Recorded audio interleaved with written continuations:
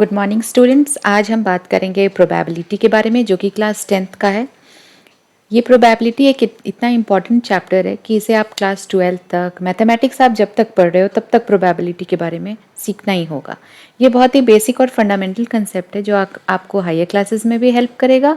और अगर मैं मोटे मोटे तौर पे कहूँ तो प्रोबेबिलिटी मैं आपको समराइज करके एज अ होल बता रही हूँ कि जिस पे आप different different kinds of questions बना सकते हो क्लास 10th लेवल के। ठीक है, तो प्रोबेबिलिटी सबसे पहले स्टार्ट करने के पहले मैं आपको समरी में बताती हूँ प्रोबेबिलिटी मतलब क्या होता है। प्रोबेबिलिटी मतलब है कि किसी भी चीज़ के चांसेस ऑफ एनीथिंग अगर आप फाइंड आउट करना चाह रहे हो तो दैट इज़ प्रोबेबिलिटी। जैसे हम डे टू डे लाइफ में भी बात करते हैं कि कल बारिश होगी या नहीं, तो ये जो जहाँ पे हमारी अनसर्टेनिटी आती है, जहाँ पे हम श्योर नहीं है किसी चीज़ के बारे में, हाँ लग रहा है कि बारिश होगी, so this is all about कि चांसेस ऑफ रेनिंग। तो जहाँ भी चांसेस की बात आती है यानी कि वहाँ प्रोबेबिलिटी लग रहा है, और उसके ऊपर हम फाइंड आउट करते हैं कि कल 60% चांसेस है बारिश की, या बिल्कुल ही चांस नहीं है बारिश होने की, या 100% चांसेस है बारिश होने की। This all can be calculated with the help of probability only. ठीक है, काफ़ी इंटरेस्टिंग टॉपिक है।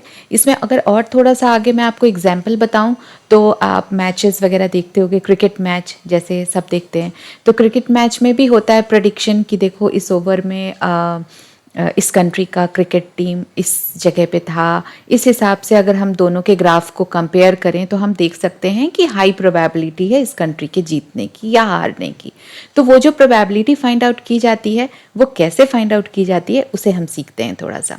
ठीक है, इसके लिए जो एक सिंपल सा फॉर्मूला होता है दैट इज कि किसी भी इवेंट का जो फेवरेबल आउटकम होगा उसे हम डिवाइड कर देते हैं नंबर ऑफ आउटकम से। ठीक है, अब यहाँ पे समझने वाली बात क्या है कि फेवरेबल क्या हुआ और टोटल आउटकम्स क्या हुए। अब पीई क्या हुआ?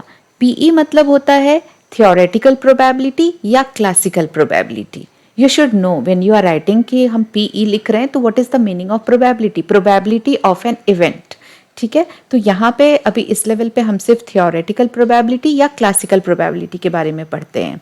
ई क्या डिनोट कर रहा है? इवेंट डिनोट कर रहा है। और नंबर ऑफ फेवरेबल आउटकम्स मतलब क्या हुआ कि अब जैसे मान लो हमारा कोई इवेंट है, इसके पहले हमें ये समझना होगा कि इवेंट और एक्सपेरिमेंट होते क्या हैं। ठीक है, तो एक्सपेरिमेंट मतलब है कि फॉर एग्जांपल हमें कोई मैच चल रही है, क्रिकेट मैच, और वहाँ पे कॉइन को टॉस किया गया कि दो कंट्रीज में से कौन सी कंट्री जीतेगी।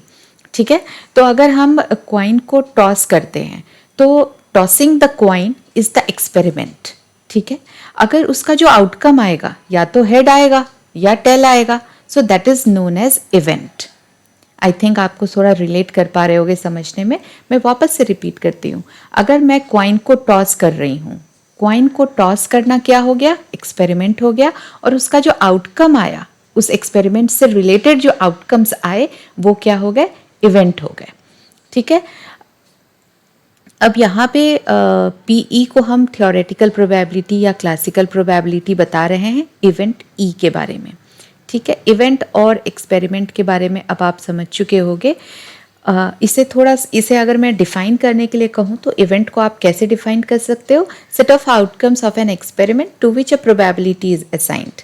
एक्सपेरिमेंट को कैसे डिफाइन कर सकते हो कि repeated fix number of times जो आ रहे हैं, हमारा जो किसी भी चीज़ को हम परफॉर्म कर रहे हैं एक्सपेरिमेंट, जैसे आप साइंस में भी एक्सपेरिमेंट करते हो, फिजिक्स में, केमिस्ट्री में, तो एक ही सेटअप होता है, उसके ऊपर हम बार बार उस चीज़ को रिपीट करके देखते हैं कि हमारे रिजल्ट्स क्या क्या आ रहे हैं। तो वो जो सेटअप है जिसके अंदर हम डिफरेंट डिफरेंट टाइप्स ऑफ हमें रिजल्ट मिल रहे हैं, that setup is known as experiment. और हर रिपीटेशन जो हो रहा है that is known as trial, और रिजल्ट जो मिल रहा है दैट इज़ द इवेंट। अब इसके बाद हम आगे बढ़ते हुए एग्जाम्पल को देखते हैं कि हम प्रोबेबिलिटी मैथमेटिक्स में क्लास में कैसे फाइंड आउट करेंगे। तो इसके लिए जो सिंपलेस्ट एग्जाम्पल स्टार्ट होता है वो टॉसिंग द क्वाइन का ही स्टार्ट होता है। जैसे एक क्वाइन है, उसे हमने टॉस किया, टॉस करने पे या तो हेड आएगा या टेल आएगा।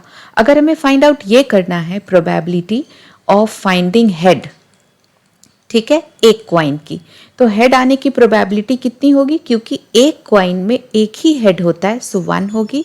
और आ क्या क्या सकता था? हेड भी आ सकता है, टेल भी आ सकता है, so total possible outcomes are 2। इसी चीज़ को थोड़ा और अलग तरीके से मैं बताने की कोशिश करती हूँ। Tossing a coin the case में मान लो कि आपको प्रोबेबिलिटी फाइंड आउट करनी है। किस बात की प्रोबेबिलिटी फाइंड आउट करनी है? कि मान लो कि कोई कॉइन टॉस हुआ तो टेल आने की प्रोबेबिलिटी कितनी है। तो टेल, कितने टेल होते हैं एक कॉइन के अंदर? एक ही टेल होते हैं, एक ही साइड में एक टेल होगा। और आ क्या सकता था? हेड भी आ सकता था, टेल भी आ सकता था। तो यहाँ पे 2 पॉसिबल आउटकम्स। ठीक है, तो यहाँ पे हम हमेशा न्यूमरेटर में क्या लिखते हैं? जो फेवरेबल आउटकम है। टेल हमें निकालना है तो टेल का फेवरेबल आउटकम क्या हुआ? 1 हुआ। डिनोमिनेटर में हम क्या लिखते हैं? डिनोमिनेटर में लिखते हैं ऑल पॉसिबल आउटकम्स। मतलब अगर हम क्वाइन को टॉस करने के एक्सपेरिमेंट को देख रहे हैं, ठीक है, तो इस एक्सपेरिमेंट में टोटल पॉसिबल आउटकम्स क्या आ सकते थे? 2। एक हेड भी आ सकता था, टेल भी आ सकता था। So total possible outcomes are 1 and 2। So यहाँ पे डिनोमिनेटर में 2 आया। अगर इसे थोड़ा सा और डिटेल में जाके नेक्स्ट एग्जाम्पल के थ्रू समझने की कोशिश करें, जैसे कि थ्रोइंग अ डाइस। डाइस सबने देखा होगा, लूडो सबने खेला होगा। हमें ऑलरेडी पता है कि वो एक क्यूबॉइड के शेप में होता है जिसके 6 फेसेस होते हैं और हर फेस के ऊपर एक नंबर लिखा होता है 1, 2, 3, 4, 5 एंड 6। ठीक है, अब हमें मान लो कि एक डाइस को थ्रो करके ये फाइंड आउट करना है कि 4 आने की प्रोबेबिलिटी कितनी है। ठीक है, यहाँ पे ई क्या डिनोट कर रहा है? Probability of getting 4। ठीक है, अब जो डाइस है, डाइस के ऊपर 4 तो सिर्फ एक ही फेस पे लिखा है तो वो 1 होगा। और आ क्या क्या सकता था? इन 6 फेसेस में से कोई सा भी फेस आ सकता है। ठीक है, तो 6 फेसेस में से कोई भी फेस आ सकता था। तो number of all possible outcomes क्या हो गए? 6 हो गए। और फेवरेबल आउटकम क्या हो गया? 1 हो गया। सो प्रोबेबिलिटी ऑफ गेटिंग 4 क्या आया? 1/6। उसी तरीके से अगर हमें प्रोबेबिलिटी ऑफ गेटिंग 6 निकालना हो तो क्या होगा? सेम यही आ जाएगा 1/6, क्योंकि 6 सिर्फ एक फेस पे होता है। तो फेवरेबल आउटकम 1 हो गया और ऑल पॉसिबल आउटकम्स कितने हैं? 6 हैं। सो डिनोमिनेटर में 6 आ गया। तो इस तरीके से आप प्रोबेबिलिटी फाइंड आउट कर सकते हो इन सिंपल केसेस। इससे थोड़ा सा और आगे बढ़ें तो कुछ बेसिक चीज़ें होती हैं जो प्रोबेबिलिटी से रिलेटेड जानना ज़रूरी है। जो पहला केस है वो ये है कि प्रोबेबिलिटी, किसी भी इवेंट की प्रोबेबिलिटी हमेशा 0 और 1 के बीच में ही रहेगी। 0 से लेकर 1 तक, मीन्स इंक्लूडिंग 0 एंड 1। ठीक है, प्रोबेबिलिटी की जो वैल्यू आएगी वो कभी भी 1 पॉइंट समथिंग नहीं आ सकती है। It always ranges from 0 point something, 0 point something, ऐसे आएगा। पॉजिटिव वैल्यू होती है बट लेस देन 1। ठीक है, अब यहाँ पे अगर 2 केसेस आते हैं, एक तो है कि 0 और 1 के बीच में लाई करेगी। अगर एग्जैक्टली 0 हो जाती है, इसका मतलब क्या है? अगर प्रोबेबिलिटी की वैल्यू एग्जैक्टली 0 आती है, इसका मतलब है कि वो एक इम्पॉसिबल इवेंट है। फॉर एग्जाम्पल, हमें फाइंड आउट करनी है कि कल बारिश होने की प्रोबेबिलिटी कितनी है। अगर वो 0 आ गई तो इसका मतलब क्या है? That is an impossible event. Impossible event होने का मतलब क्या हुआ? कि कल बारिश बिल्कुल ही नहीं होगी, सनी डे रहेगा। ठीक है, सो आप समझ गए होंगे कि इम्पॉसिबल इवेंट मतलब क्या होता है। अगर हम नेक्स्ट पे आते हैं कि probability of an event is equal to 1। 1 मतलब क्या होता है? श्योर इवेंट या फिर सर्टेन इवेंट, सर्टेनली होगा। जैसे कि इंडिया के क्रिकेट मैच में जीतने की प्रोबेबिलिटी कितनी है? 1 है। 1 मीन्स व्हाट? 100% श्योर इवेंट, यानी कल श्योरली मैच जीतेगा इंडिया। ठीक है, तो इस तरीके से हम प्रोबेबिलिटी को फाइंड आउट कर सकते हैं और वैल्यूज के थ्रू उसके रेंजेस जान सकते हैं कि उसका मीनिंग क्या है। So 0 means impossible and 1 means sure event. ये हमारा सेकेंड ज़रूरी पॉइंट था। And when we come to the third important point, third ये होता है कि हमेशा जो प्रोबेबिलिटी होती है, किसी भी इवेंट की प्रोबेबिलिटी और किसी भी इवेंट के नहीं होने की प्रोबेबिलिटी, उन दोनों का सम क्या होगा? 1 होगा।